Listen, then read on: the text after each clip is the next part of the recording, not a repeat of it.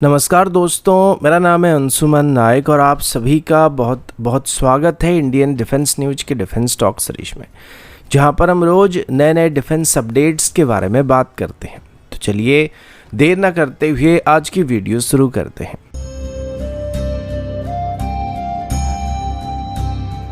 आज की पहली अपडेट पिनाका रॉकेट्स की तरफ से है।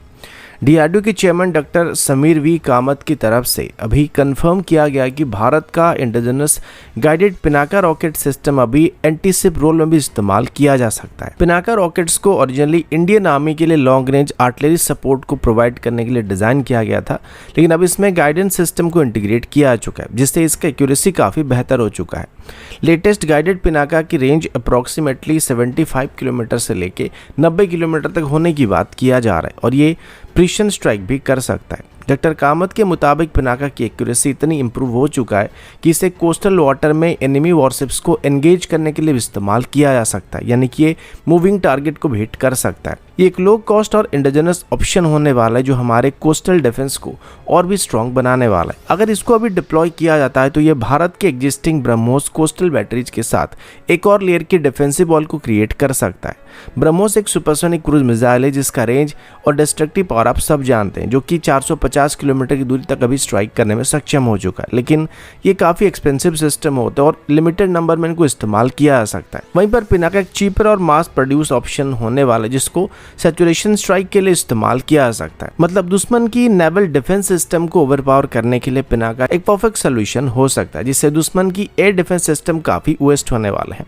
भारत की तरफ से खास करके अंडमान और निकोबार आइलैंड पर इनको डिप्लॉय किया जा सकता है। वहीं पर अगर पिनाका की नेवल वेरिएंट अभी बनाया जाता है तो इसका एक्सपोर्ट होने के चांसेस काफ़ी ज़्यादा लग रहे हैं और खास करके फिलीपींस, इंडोनेशिया और वियतनाम जैसे देश इसमें काफ़ी इंटरेस्ट लेने की उम्मीद किया जा रहा है, जो कि अपनी कोस्टल डिफेंस के लिए इनका इस्तेमाल कर सकते हैं। अगला अपडेट इंडियन नेवी की तरफ से है। रिसेंटली रशिया की तरफ से भारत को एक नया ऑफर दिया गया था जिसमें वो एक और ओकुला क्लास की न्यूक्लियर अटैक सबमरीन को 10 साल की लीज के लिए भारत को ऑफर कर रहे हैं। इस डील का कीमत लगभग $3 बिलियन के आसपास होने वाली, जिसका डिसीजन इस बात पर अभी डिपेंड करने वाला है रशिया अभी भारत को कौन से हॉल को ऑफर किया जाता है। लेकिन साथ ही एक और कंसर्न ये भी है कि पहले से लीज पर लिए गए INS चक्र 3 को, जिसको भारत को 2025 में डिलीवर करना था, इसको अभी तक डिलीवर नहीं किया और इसका डिलीवरी टाइमलाइन अभी 2028 के आसपास डिले हो चुका है।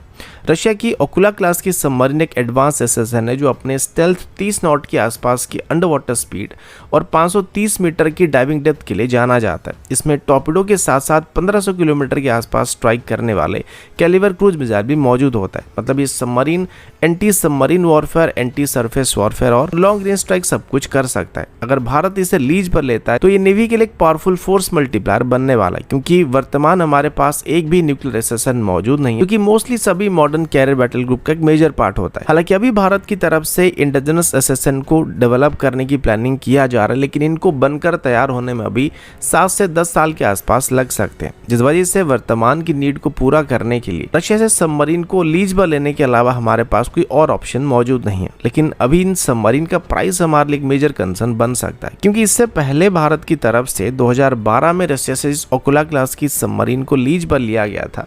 उसका लीजिंग कॉस्ट अप्रॉक्सीमेटली $1 बिलियन के आसपास था, लेकिन अभी ये कॉस्ट $3 बिलियन के आसपास पहुंच चुका है। जबकि भारत की तरफ से अभी प्रोजेक्ट 77 के अंदर जिन एसएसएन को बनाने का प्लान किया जा रहा है, इनका यूनिट कॉस्ट $2.7 बिलियन के आसपास सीमित होने वाला है और ये सबमरीन पूरी तरीके से हमारे होने वाले, जिस वजह से इनको हम आराम से 30 से 40 साल के आसपास इस्तेमाल कर सकते हैं।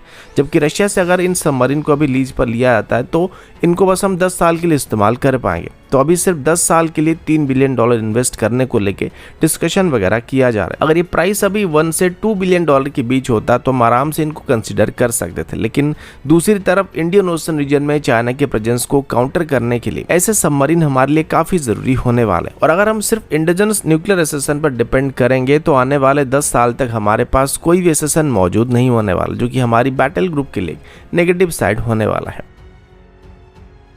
अगला अपडेट S-400 सिस्टम की तरफ से है। ऑपरेशन सिंदूर के दौरान आपने देखा होगा भारत की तरफ से S-400 सिस्टम को काफ़ी एक्सटेंसिवली इस्तेमाल किया गया था और S-400 सिस्टम की वजह से भारत की तरफ से पाकिस्तानी एयरफोर्स के ऊपर कंप्लीट एयर डोमिनेंस को मेंटेन किया गया था। इस बीच पाकिस्तान की तरफ से क्लेम किया गया था कि उन्होंने आदमपुर एयरफोर्स स्टेशन में भारत की एक S-400 सिस्टम को अपनी CM-400 AKG मिसाइल सिस्टम की मदद से डिस्ट्रॉय कर दिया है। और अभी इसी बात को लेकर एक बहुत ही बड़ी अपडेट सामने आई है।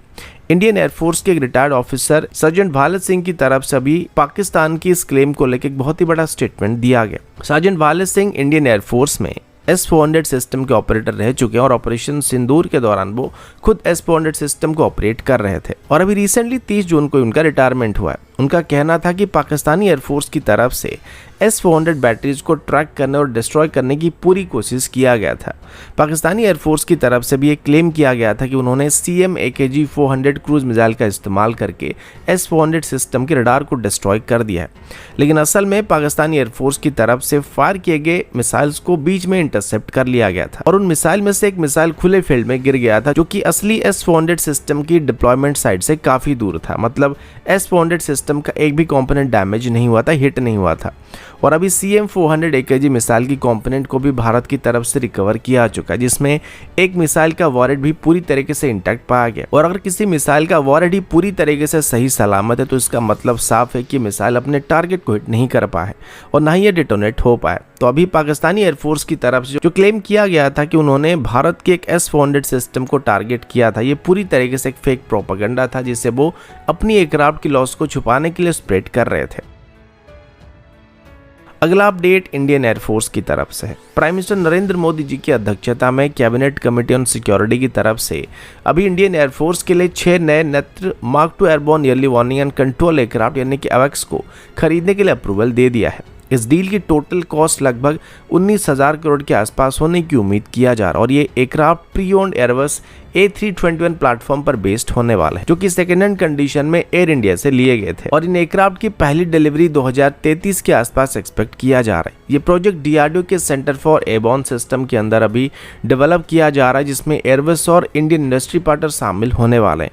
नेत्र मार्क II का रडार एक gallium nitrate based ESR radar system होने वाला है, जिसमें डोर्सल एंटीना से 300 डिग्री का कवरेज और नोज माउंटेड एंटीना से फ्रंटल सर्विलेंस मिलने वाली है। मतलब इसका डिटेक्शन रेंज और सिचुएशनल अवेयरनेस दोनों एग्जिस्टिंग नेत्र मार्क I एयरक्राफ्ट के स्टैंडर्ड से काफी ज्यादा एडवांस होने वाला है। एयर इंडिया से लिए गए A321 एयरक्राफ्ट को भी AWACS के तौर पर मॉडिफाई करने के लिए इनको सबसे पहले एयरबस की स्पेन फैसिलिटी में मॉडिफाई किया जाने वाला है, जिसमें एयरफ्रेम को स्ट्रेंथन किया जाएगा, ऑक्सिलरी पावर यूनिट को इंस्टॉल किया जाएगा, मिशन कंसोल को इंस्टॉल किया जाएगा और इसमें एक्टिव नॉइज कैंसलेशन सिस्टम को ऐड किया जाएगा। और इन अपग्रेड्स को करने के बाद फिर ये एयरक्राफ्ट भारत आने वाले, जहां पर DRDO की तरफ से इसमें इंडिजिनसली डेवलप किए गए सिस्टम को इंटीग्रेट करना स्टार्ट किया जाएगा, जिसमें ESR radar, electronic support measure, radar warning receiver और बाकी सिक्योर कम्युनिकेशन लिंक जैसे और भी कई तरह के एवियोनिक्स इसमें इंटीग्रेट किया जाएगा।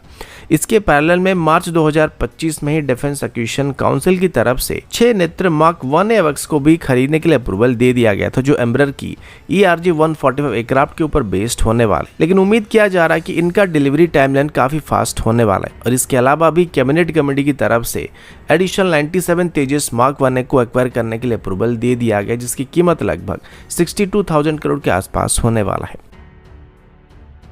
अगला update Su-30 MKI fighter jet की तरफ से है। रिपोर्ट्स के मुताबिक रशिया की तरफ से अभी ऑफिशियली भारत को एक मेजर इंजन अपग्रेड को ऑफर किया जा रहा है, जिसमें रशिया की तरफ से अभी इंडियन एयरफोर्स के Su-30 MKI फाइटर जेट को अपनी AL-41 सीरीज के इंजन से इक्विप करने का प्लान किया जा रहा है।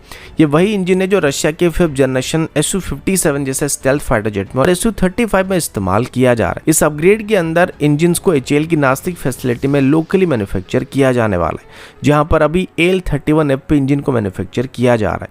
ये इंजन AL-31FP का सक्सेसर है और इसका थ्रस्ट टू वेट रेशियो काफी ज्यादा और फ्यूल एफिशिएंसी भी काफी बेहतर है। इसके अलावा इस इंजन का सर्विस लाइफ भी AL-31FP के मुकाबले काफी ज्यादा है। इसका मतलब इस इंजन को Su-30 MKI में इस्तेमाल करने से इसका परफॉर्मेंस और भी कई गुना तक बेहतर होने वाला है। इस इंजन के अंदर वाइड कॉर्ड फैन ब्लेड्स और फेडक यानी कि full authority digital engine control system दिया गया है, जो कि हाई स्ट्रेस फ्लाइट कंडीशन में भी रिलायबिलिटी और परफॉर्मेंस को प्रोवाइड कर सकता है। इंडियन एयरफोर्स की तरफ से पहले से अपनी Su-30 MKI फ्लीट को सुपर सुकोई स्टैंडर्ड में अपग्रेड करने का प्लान किया जा चुका है, जिसमें पहले फेज में 84 Su-30 MKI को अपग्रेड किया जाने वाला है। लेकिन प्रॉब्लम यह कि इस अपग्रेड में HAL की तरफ से Su-30 MKI के इंजन को अपग्रेड नहीं किया जाने वाला था, पर अभी रशिया की तरफ से अपनी AL-41 V1 सीरीज के इंजन को लोकल मैन्युफैक्चरिंग के साथ ऑफर करने के बाद हो सकता है सुपर सुके अपग्रेड में इंजन को भी अपग्रेड करने का प्लान किया जा सकता है, क्योंकि अभी रशिया की तरफ से जिस इंजन को भारत को ऑफर किया जा रहा है